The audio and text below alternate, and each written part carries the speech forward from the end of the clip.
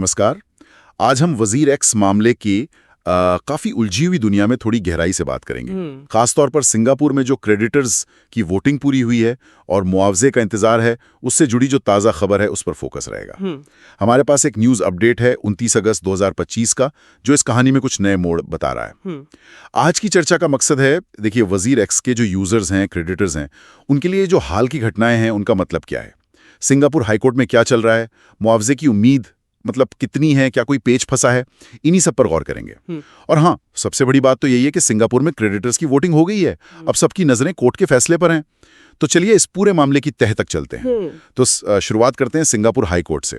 जुलाई में हमने सुना था कि कोर्ट ने वजीर एक्स की जो संशोधित योजना थी, अमेंडेड स्कीम जिसे कह रहे हैं, उस पर दोबारा वोटिंग मतलब रीवोट की इजाजत दी थी।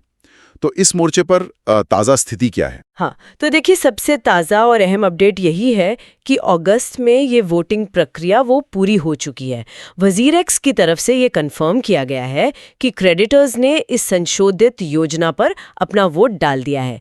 ये एक ज़रूरी पड़ाव है, क्योंकि आपको याद होगा पिछली बार योजना पर सहमति नहीं बनी थी। हाँ, बिल्कुल, इसलिए तो दोबारा वोटिंग हुई। सही, तो उसी वजह से ये दोबारा वोटिंग की नौबत आई थी। अब वोटिंग तो हो गई है, लेकिन कहानी यहीं खत्म नहीं होती। हाँ, वोटिंग होना एक बात है, पर नतीजा क्या रहा ये जानना बहुत जरूरी है। बिल्कुल, अभी अगला स्टेप चल रहा है, यानी वोटों की गिनती और उनका वेरिफिकेशन, सत्यापन। ये पक्का किया जा रहा है कि वोटिंग ठीक से हुई है, कायदे से हुई है और जो नतीजे हैं वो प्रमाणिक हैं। इसमें देखिए थोड़ा वक्त लग सकता है, क्रेडिटर्स काफी हो सकते हैं और हर वोट को जांचना होता है। तो प्रक्रिया आगे बढ़ी है, ये तो साफ है।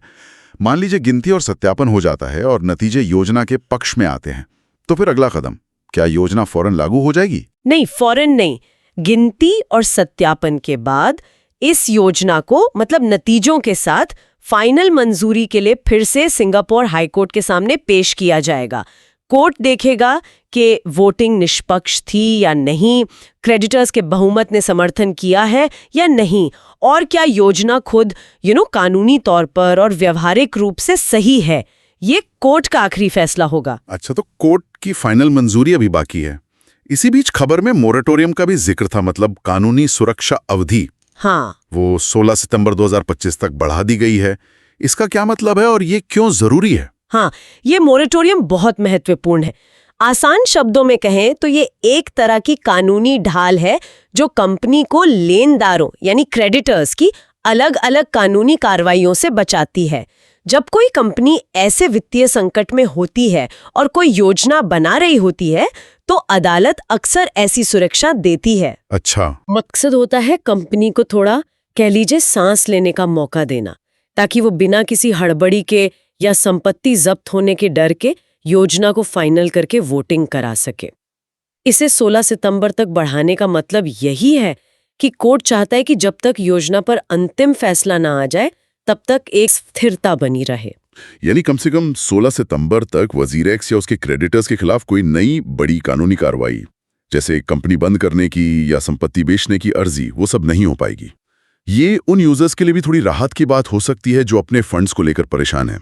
हाँ, मोटे तौर पर इसका यही मतलब है। ये एक स्टैंडर्ड प्रक्रिया है जो ऐसे रीस्ट्रक्चरिंग को सफल बनाने में मदद करती है। ये क्रेडिटर्स को भी एक तरह से रोकती है कि वो अलग अलग भागकर अपनी वसूली ना करे, बल्कि एक सामूहिक योजना के तहत हल ढूंढे। हालांकि ये सुरक्षा कोई एब्सोल्यूट नहीं होती, कोर्ट इसमें बदलाव भी कर सकता है, पर आमतौर पर यह स्थिरता लाती है। ठीक है, ये मॉनिटोरियम वाला पॉइंट समझ आया। अब मान लेते हैं सिंगापुर हाई कोर्ट ने योजना को हरी झंडी दे दी, तो फिर मुआवजे की प्रक्रिया कैसे आगे बढ़ेगी? क्या वजीर एक्स सिंगापुर से ही सबको पेमेंट करेगा? यहाँ एक दिलचस्प बात है। योजना के मुताबिक अगर कोर्ट मंजूरी देता है तो मुआवजे की प्रक्रिया भारत में जो उनकी इकाई है, जानमाई इंडिया प्राइवेट लिमिटेड, उसके द्वारा संभाली जाएगी। अच्छा, जानमाई इंडिया। हाँ, ये वजीर एक्स से जुड़ी भारतीय इकाई है, और ये बात इसलिए अहम है क्योंकि जानमाई इंडिया भारत की फाइनेंशियल इंटेलिजेंस यूनिट यानी FIU के तहत रजिस्टर्ड है। जानमाई इंडिया का रोल और FIU रजिस्ट्रेशन, ये वाकई ध्यान देने वाली बात है। FIU का जुड़ना क्या यूजर्स के लिए कोई प्रैक्टिकल फायदा लाएगा? क्या इससे प्रोसेस ज्यादा ट्रांसपेरेंट या सुरक्षित होगा? संभावना तो यही है।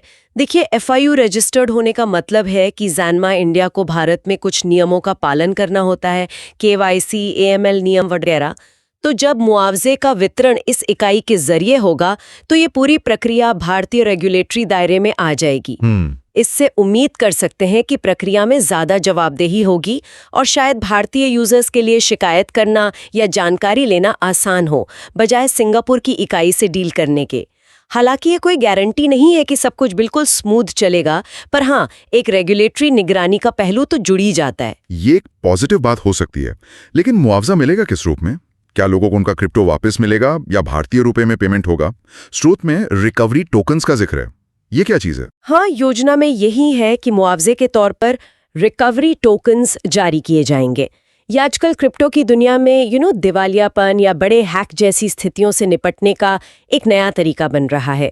असल में ये टोकन्स एक्सचेंज की तरफ से यूजर्स के प्रति जो देनदारी है उसका एक डिजिटल रूप होते हैं। आप इन्हें एक तरह का डिजिटल IOU समझ सकते हैं जो ब्लॉकचेन पर जारी होता है। रिकवरी टोकन सुनने में तो नया है, लेकिन क्या ये टोकन उतने ही कीमती होंगे जितना यूजर का नुकसान हुआ है? क्या इसमें कोई रिस्क है? यहीं पर मामला थोड़ा कह सकते हैं पेचीदा हो जाता है।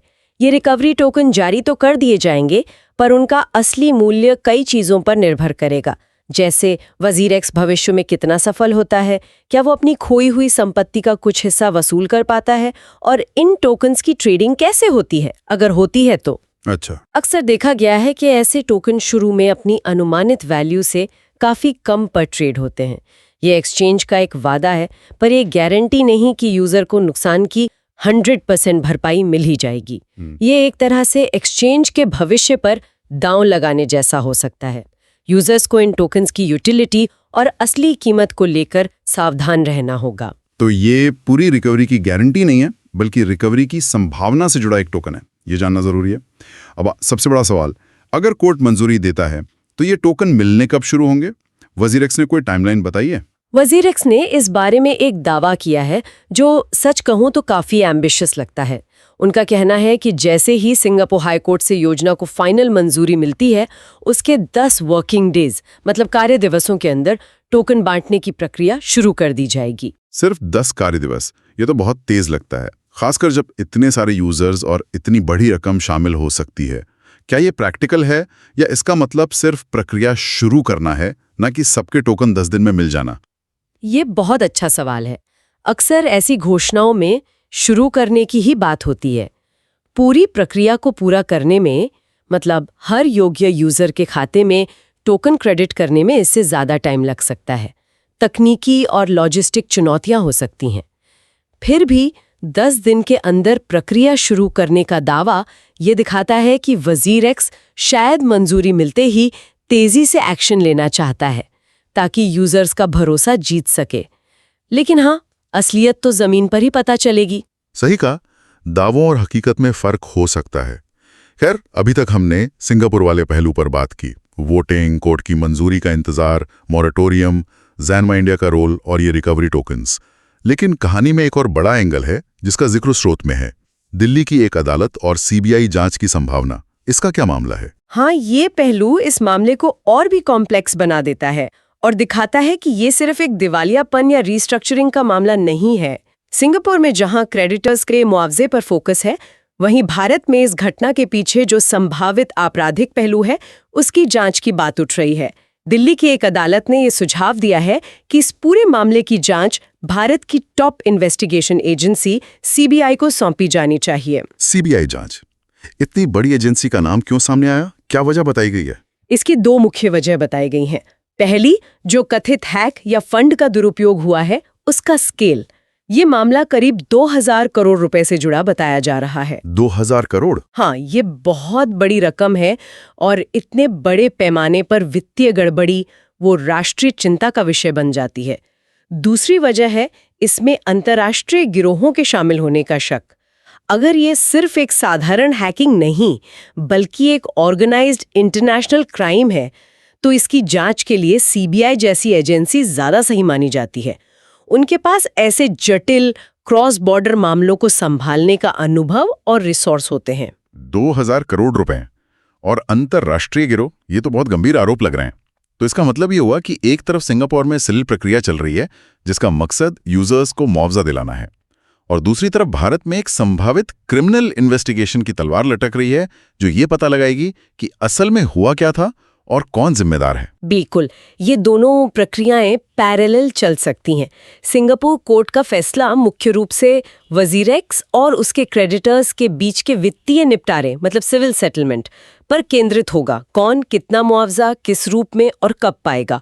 वहीं अगर सीबीआई जांच शुरू होती है तो वो एक आपराधिक जांच होगी, क्रिमिनल इन्वेस्टिगेशन। उसका लक्ष्य होगा अपराध का पता लगाना, सबूत इकट्ठा करना, दोषियों की पहचान करना और उन पर मुकदमा चलाना। लेकिन क्या ये दोनों प्रक्रियाएं एक दूसरे को प्रभावित कर सकती हैं? मान लीजिए सीबीआई जांच में कुछ ऐसे फैक्ट सामने आते हैं जो सिंगापुर में पेश की गई योजना पर सवाल खड़े कर दें, या अगर सीबीआई जांच के दौरान भारत में ज़ेनमाई इंडिया की संपत्तियां फ्रीज कर दी जाती हैं। ये एक वास्तविक संभावना है और यही इस मामले की जटिलता है। अगर सीबीआई जांच में धोखाधड़ी या फंड के गलत मैनेजमेंट के पुख्ता सबूत मिलते हैं तो इसका असर सिंगापुर की कार्रवाई पर पड़ सकता है। बिल्कुल।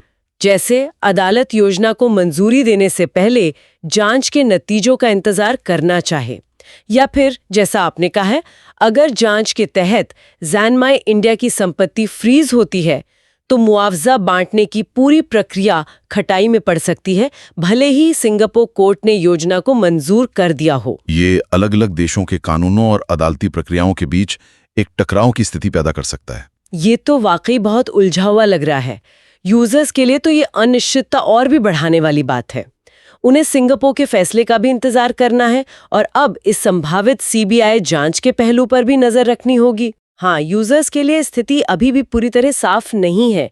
सिंगापुर में वोटिंग का पूरा होना एक पॉजिटिव संकेत जरूर है कि समाधान की दिशा में कदम बढ़ रहे हैं।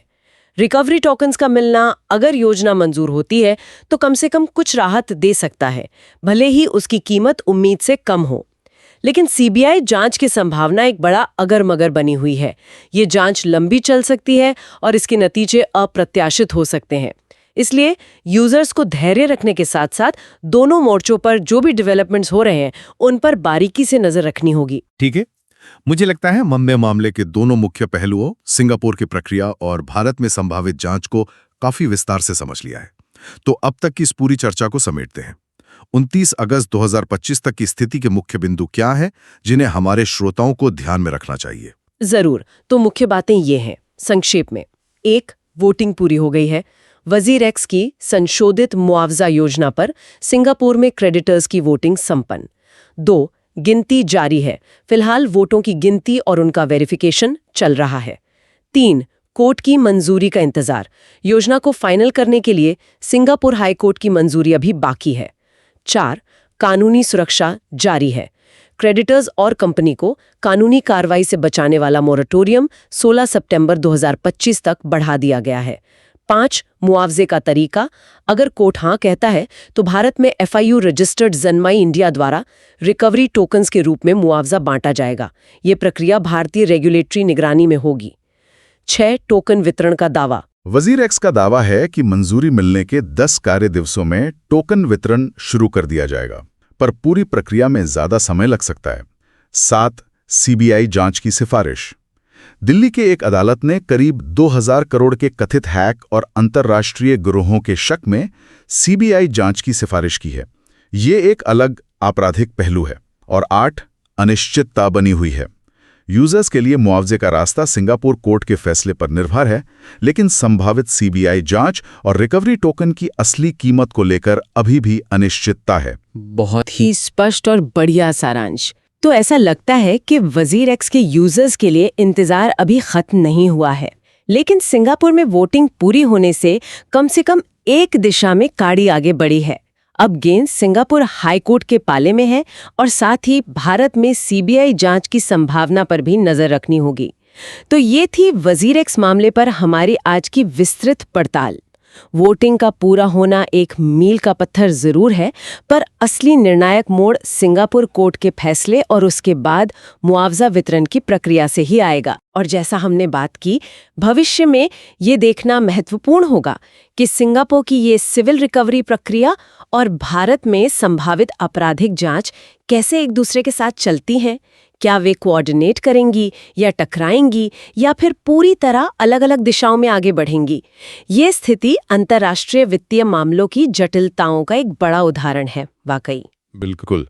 और यहाँ से एक बड़ा सवाल उभरता है जिस पर शायद हम सबको सोचने की जरूरत है। जब वित्तीय तकनीक यानी फिनटेक, क्रिप्टो जैसी नई संपत्तियां और अलग-अलग देशों के कानून जैसे यहाँ सिंगापुर और भारत इस तरह आपस में उलझ जाते हैं, तो क्या हमारे मौजूदा अंतर्राष्ट्रीय कानूनी और नियामक ढांचे आम यूजर के हितों की रक्षा करने में सक्षम हैं? वजीर एक्स का मामला दिखाता है कि कैसे एक देश में मुआवजे की प्रक्रिया चल सकती है जबकि दूसरे देश में उसी मामले की आपराधिक जांच की बात हो रही हो। क्या हमें ऐसे सीमा पार मामलों से निपटने के लिए बेहतर वैश्विक समन्वय और तंत्र की जरूरत नहीं है? ये एक ऐसा प्रश्न है जो भविष्य में शायद और भी महत्वपूर्ण होता जाएगा। दोस्तों, ये थी आज की बड़ी खबरें। अगर आप चाहते हैं कि देश, दुनिया और क्रिप्टो से जुड़ी हर बड़ी अपडेट आपको सबसे पहले मिले, तो चैनल को सब्सक्राइब करना बिल्कुल मत भूलिएगा।